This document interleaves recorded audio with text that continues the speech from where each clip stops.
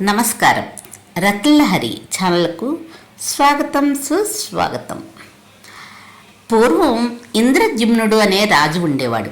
బ్రతికినంతకాలం ప్రజలకు కష్టం తెలియనివ్వకుండా పరిపాలించాడు. అనేక పుణ్యకార్యాలు చేశాడు, యజ్ఞయాగాలు కూడా చేశాడు. తనువు చాలించిన తర్వాత పుణ్య ప్రభావం వల్ల స్వర్గానికి వెళ్ళాడు. అక్కడ అనేక సంవత్సరాలు సుఖభోగాలను అనుభవిస్తూ కాలం గడిపాడు.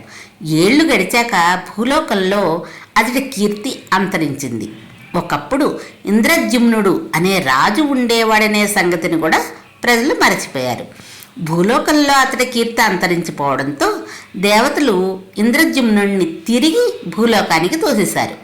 స్వర్గం నుంచి తిరిగి భూమి మీద పడ్డ ఇంద్రజిమ్నుడు జరిగిన దానికి బాధపడుతూ అడవులలో సంచరిస్తూ ఒకనాడు మార్కండేయ మహర్షిని కలుసుకున్నాడు. మహర్షి, నేనెవరో మీకు తెలుసు కదా, నా పేరు ఇంద్రజిమ్నుడు అన్నాడు. మార్కండేయుడు అతడిని తేరిపారా చూసి, నాయనా, నువ్వెవరివో నాకు తెలియదు, నీ పేరు కూడా ఎప్పుడు వెళ్ళలేదు, అయినా నేను తాపసిని, రాజులతోనూ వారి చరిత్రలతోనూ నాకు పని లేదు అని బదులిచ్చాడు. మహర్షి, మీకంటే ముందుగా పుట్టినవారు, సజీవులుగా ఉన్నవారు ఎవరైనా మీకు తెలుసా? తెలిస్తే వారెక్కడ ఉంటారో చెప్పండి, కనీసం వారికైనా నేను తెలిసేమో కనుక్కుంటాను అని అభ్యర్థించాడు. మంచు కొండ మీద ఒక గుడ్లగూబ ఉంది. అది నాకంటే ముందు పుట్టింది. దాని పేరు ప్రావారకర్ణుడు. దాన్ని అడుగు చూడు అన్నాడు మార్కండేయుడు.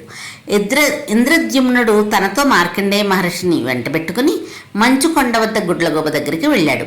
ఓ ఉల్లోకమా, నేను ఇంద్రజిమ్నుడిని, నీకు నేను తెలుసునా అని అడిగాడు.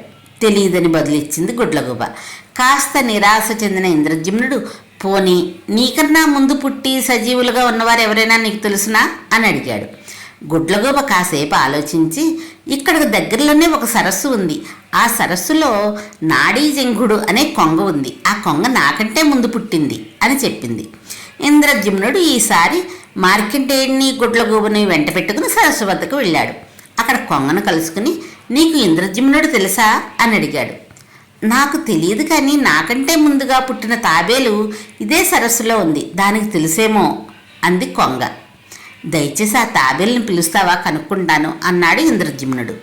తాబేలుకు కబురు పంపింది కొంగ. ముసలి తాబేలు నెమ్మదిగా తడబడుతూ సరస్సు ఒడ్డుకి వచ్చింది. కచ్చపరాజమా, నీకు ఇంద్రజిమ్నుడు తెలుసా అని అడిగాడు. తాబేలు కాసేపు ఆలోచించి, ఆ మహారాజు తెలియకపోవడం ఏమిటి? చల్లని మహారాజు, 1000 యజ్ఞాలు చేశాడు, గొప్ప దానాలు చేశాడు. ఆయన పాలన సాగినన్నాళ్ళు రాజ్యంలో నిత్య సంతర్పణలు జరిగేవి. ఆ మహారాజు భూసురులకు వేలాది గోవులను దానం చేయడం వల్ల, ఆ గోవులు తొక్కుతూ సంచరించడం వల్లనే ఇక్కడ ఈ సరోవరం ఏర్పడింది. అసలు ఈ సరస్సు పేరు ఏమిటనుకున్నావు? ఇది ఇంద్రజిమ్న సరోవరం అని బదులిచ్చింది. అమ్మయ్య, నా గురించి తెలిసిన జీవి ఒకటి ఇంకా ఈ భూమి మీద జీవించి ఉంది అని మనసులో సంతోషించాడు ఇంద్రజిమ్నుడు.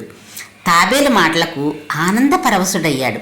కచ్చపరాజమా, నేనే ఆ ఇంద్రజిమ్న మహారాజుని అని చెప్పి ఆ తాబేలుకి నమస్కరించాడు. ఇంద్రజిమ్నుడి కీర్తి ఇంకా భూమి మీద మిగిలే ఉండటంతో దేవతల దివ్య విమానంలో అక్కడికి చేరుకున్నారు. ఇంద్రజిమ్న, నీ కీర్తి మాసిపోనందుకు మాకు సంతోషంగా ఉంది. నువ్వు వెంటనే మాతో వచ్చి స్వర్గంలో ఉండాలని కోరుకుంటున్నాం అని ముక్తకంఠంతో పలికారు దేవతలు. ఇంద్రజిమ్నుడు వారితో పాటు దివ్య విమానం ఎక్కి స్వర్గానికి తిరిగి బయలుదేరాడు.